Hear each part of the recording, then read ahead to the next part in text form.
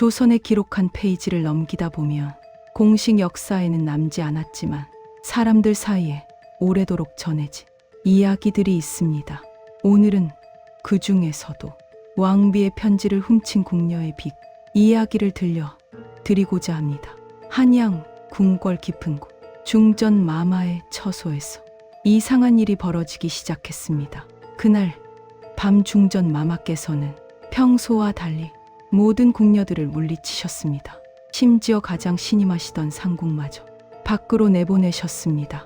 그리고 홀로 촛불 아래 앉아 무언가를 쓰기 시작하셨는데 그 모습이 예사롭지 않았다고 합니다. 손이 부들부들 떨리셨고 한 글자 쓰실 때마다 눈물이 맺히는 것 같았습니다.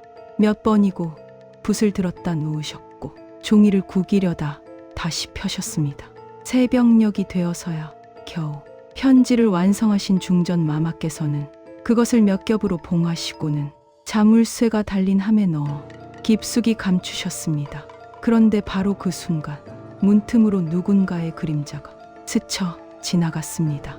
다음 날 아침부터 궁중에는 묘한 소문이 돌기 시작했습니다. 중전 마마께서 밤새 누군가에게 편지를 쓰셨다는 것. 그 편지에는 왕실을 뒤흔들 만한 엄청난 비밀이 담겨 있다는 것이었습니다. 궁녀들은 수군거렸고 나인들은 문빛을 교환했습니다. 소문은 삽시간에 퍼져나갔습니다. 어떤 이는 그 편지가 왕의 후계를 둘러싼 비밀을 담고 있다 했고 어떤 이는 외척 세력과의 은밀한 연락이라 했습니다. 또 어떤 이는 중전 마마께서 오래전 잃어버린 자식에 관한 내용을 적으셨다는 황당한 이야기까지 꺼냈습니다. 진실이 무엇이든 그 편지는 이미 궁중 모든 이들의 마음을 사로잡고 있었습니다. 보지 못한 것에 대한 갈망은 날이 갈수록 커져만 갔습니다. 그 중에서도 가장 괴로워하는 이가 있었습니다. 바로 중전 마마를 가장 가까이서 모시던 궁녀 춘매였습니다. 춘매는 15 어린 나이에 궁에 들어와 10년 넘게 한결같이 중전 마마를 섬겨왔습니다. 중전 마마께서도 춘매를 딸처럼 아끼셨고 춘매 역시 목숨을 바쳐 모실 각오로 살아왔습니다. 그런데 이상했습니다. 그날 이후 중전 마마께서는 춘매를 대하실 때마다 미묘하게 거리를 두시는 것 같았습니다. 말씀은 여전히 온화하셨지만 눈빛 어딘가에 경계하는 기색이 어려 있었습니다. 춘매는 밤마다 뒤척였습니다. 중전 마마께서 자신을 의심하고 계신 것일까요? 아니면 그 편지 내용이 너무나 중대해서 아무도 믿을 수 없게 되신 것일까요? 생각은 꼬리에 꼬리를 물었고 어느새 춘매의 마음속에는 금지된 욕망이 자라나고 있었습니다. 그 편지를 보고 싶다는 욕망이었습니다. 만약 그 편지를 본다면 중전 마마의 마음을 이해할 수 있을 것 같았습니다. 아니, 어쩌면 그 안에 자신의 운명을 바꿀 단서가 있을지도 모른다는 생각까지 들었습니다. 춘매는 자신도 모르게 위험한 길로 한 걸음씩 다가가고 있었습니다.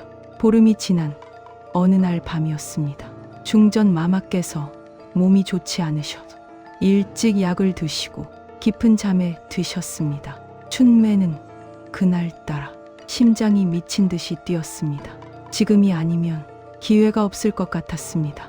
이성으로는 안 된다는 것을 알았지만 몸은 이미 움직이고 있었습니다. 춘매는 발소리를 죽이며 중전 마마의 침소로 들어갔습니다.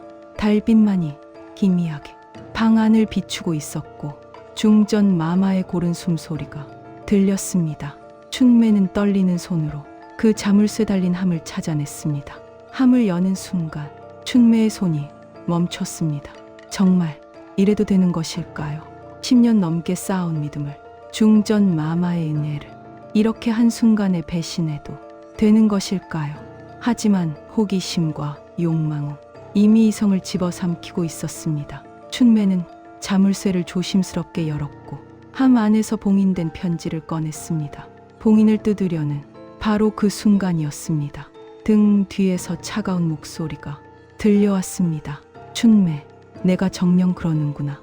춘매는 그 자리에서 얼어붙었습니다. 뒤돌아보니 상궁 하나가 서 있었고 그 뒤로 여러 궁녀들이 횃불을 들고 서 있었습니다. 편지는 춘매의 손에서 떨어져 바닥에 나뒹굴었습니다. 춘매는 변명조차 할 수 없었습니다.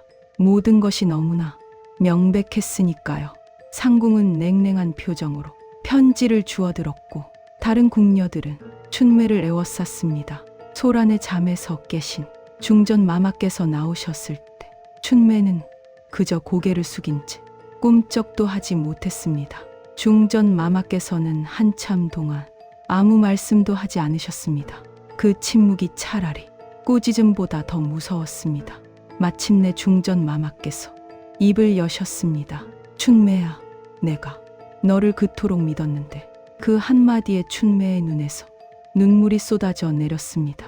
다음 날부터 궁중은 발칵 뒤집혔습니다. 중전 마마께서 가장 신임하던 궁녀가 편지를 훔치려 했다는 소식은 모든 이들에게 충격이었습니다.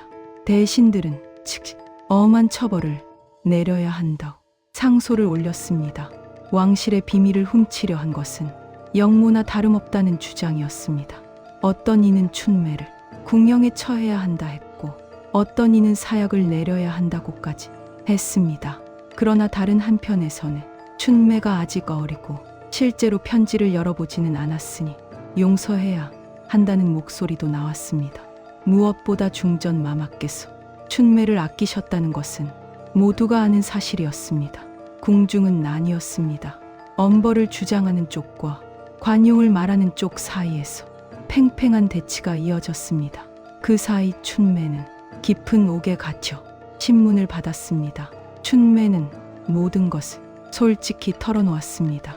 중전 마마께서 자신을 의심하시는 것 같아 두려웠다는 것, 그 편지에 무엇이 적혀 있는지 알고 싶었다는 것, 그리고 자신의 욕심이 모든 것을 망쳤다는 것을 인정했습니다. 춘매는 어떤 벌이든 받겠다고 했지만 단 한 가지만은 간청했습니다. 중전 마마께 용서를 구할 기회를 달라는 것이었습니다. 하지만 왕께서 직접 나서시면서 상황은 급변했습니다. 왕께서는 이 일을 매우 심각하게 보셨습니다. 궁중의 신뢰가 무너지면 나라 전체가 흔들린다는 것이 왕의 판단이었습니다. 왕께서는 춘매를 궁에서 영원히 추방하라는 명을 내리셨습니다. 다만 목숨만은 살려주셨는데 그것은 중전 마마를 배려한 처사였습니다. 중전 마마께서는 끝내 춘매를 만나주지 않으셨습니다. 다만 춘매가 끌려나가는 날 창문 너머로 그 모습을 지켜보고 계셨다고 합니다.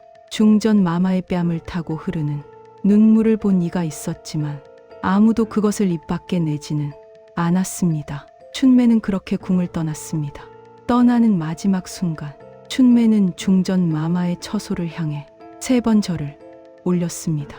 그리고는 한 번도 뒤를 돌아보지 않고 걸어갔습니다. 춘매가 어디로 갔는지 그 후 어떻게 살았는지는 아무도 모릅니다. 다만 궁을 나서면서 춘매가 중얼거렸다는 말만이 전해집니다. 편지 안에 무엇이 있든 그것은 이미 중요하지 않습니다. 제가 잃은 것은 그 어떤 비밀보다 소중한 것이었으니까요. 그 편지는 결국 중전 마마께서 직접 불태우셨습니다. 편지가 타들어가는 것을 보시며 중전 마마께서는 작은 목소리로 말씀하셨다고 합니다. 이것은 처음부터 존재하지 않았어야 할 것이었구나. 세월이 흘러도 사람들은 이 이야기를 잊지 못했습니다. 도대체 그 편지에는 무엇이 적혀 있었을까요? 어떤 비밀이 한 사람의 인생을 송두리째 바꿔놓고 중전 마마의 마음에 그토록 깊은 상처를 남겼을까요? 아무도 답을 알 수 없었습니다. 하지만 한 가지는 분명했습니다. 알아서는 안 될 것을 알고자 하는 욕망은 결국 모든 것을 파괴한다는 것이었습니다. 신뢰는 천천히 쌓이지만 한순간에 무너집니다. 그리고 한번 무너진 신뢰는 결코 다시 쌓을 수 없다는 교훈을 모두가 뼈저리게 배웠습니다. 역사는 기록으로 남지만 야사는 사람의 기억으로 이어집니다. 오늘 이야기 역시 그 중 하나였습니다. 이 이야기가 마음에 드셨다면 좋아요와 구독 부탁드립니다. 다음에도 더 흥미로운 조선의 이야기로 찾아뵙겠습니다.